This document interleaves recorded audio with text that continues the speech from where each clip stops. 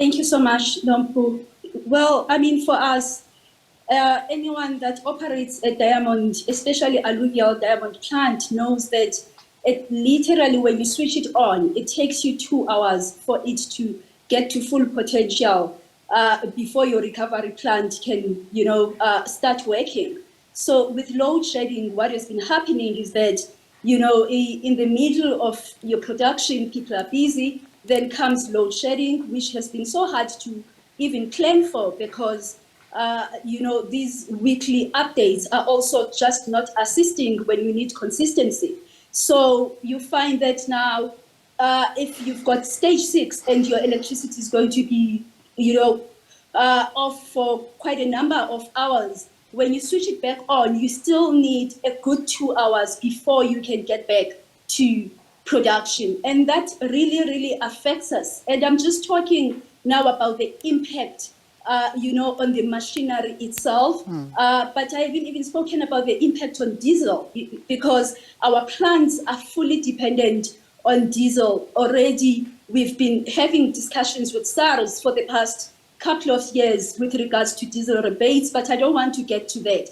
But due to the fact that we are dependent on diesel, so now to add this on top of that, that really affects our financial stability, which has caused a lot of instability even for our workers because people are scared of job losses because they can see that this thing has a huge impact in our plants. That's what is happening, Nompu. And you know that then when things are this unstable, no investor really wants to be part and parcel, of your operations because especially international investors, there is just so much that is not clear about a way forward, so much not clear about what is actually being done, what is wrong. As a result, it just continues being a problem. Yeah. So what about the latest announcements coming out from Eskom yesterday?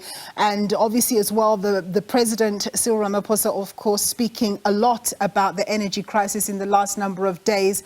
How much of that augurs well for confidence, or really we're past talking and we want to see action? Well, the announcement, for instance, that is telling us that for the next 24 months, we will still be dealing with load shedding. I don't know how much clarity we have been given there because, here we're talking about our plants that actually you need to know from our side, will I not be having load shedding in the evenings? Will I not be having load shedding during the day? Because I can tell you for consumers, stage 2 is great because that's a power cut of 2.5 hours. But for a big power plant, an alluvial power plant, it's not great at all because it means that you still are off for a good 4 hours in your day or 5 hours in your day. So for us, it's really, there is not much clarity. We have written to Eskom, to say to them that, can we please just get some assistance so that it's better for us actually for electricity to go longer, maybe in the evenings, then we know during the day we are up and running and we are working. So that's still the kind of clarity that we need for businesses. And most businesses, I can tell you agriculture, they feel the same way. And I've been seeing also other associations because, for consumers, yes, the 2.5 hours is perfect. But for us, sorry, not perfect because it's still, a headache. But for us, it's really still impacting quite a lot. So what about the suggestion of an 18.65% increase in the electricity tariff? What will that do to the industry? We know that the president is talking about Eskom possibly holding that off, but of course there's a big question mark as to whether that's realistic or not. But in the event that that goes through, what does that do to your operations and your ability to be profitable?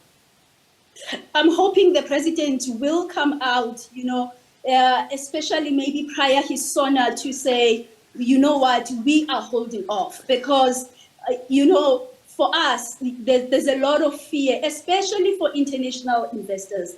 And Nompu, let me just, because this is what we know. Well, we know that Eskom has installed 43,000 megawatts of, in their power plants. But then we only are able to use 23 megawatts. Okay, sure, we know that. But then what we don't know is, when is this going to be solved? Are there clear timelines? Where is the money going to come from? Because that's the kind of assurance that business needs. That's the kind of assurance that, investors need. And let's go back to what the actual issue is here, because for me, I can tell you, this is the issue of supply and demand. And what I mean is that prior 1994, South Africa, particularly Eskom, they gave us stats of 36% of people that they are supplying electricity to in South Africa, or homes that they supply electricity to, and businesses. And then post-1994, actually 2017, that number moved to 90% of people that are consuming electricity in South Africa. But what changes have we made now from a capacity perspective? Because the reason why we continue having the maintenance issues is the fact that the demand is very much high from what it used to be, and we have not done much to actually change the status quo from 1994. If you look at the stats, they show you that literally from a capacity perspective, we have only increased it by 19% from 81% that was already there. That's why you find that, I know we speak a lot about generation of electricity, but for me, also the big issue is with the distribution of it. Because if you go to, the mining towns, you go to the rural areas, most of the time, even during load shedding, most of those power lines are down. Yeah. And guess what? Yamkela? It can take about 2 days to get someone to get there to fix it. Yeah, Yamkela, it's a very complex discussion, of course, but we've run out of time. But thank you very much for giving us some insight on how it's impacting on the diamond mining sector. That was Yamkela Makupula. She's the CEO of the South African Diamond Producers Association.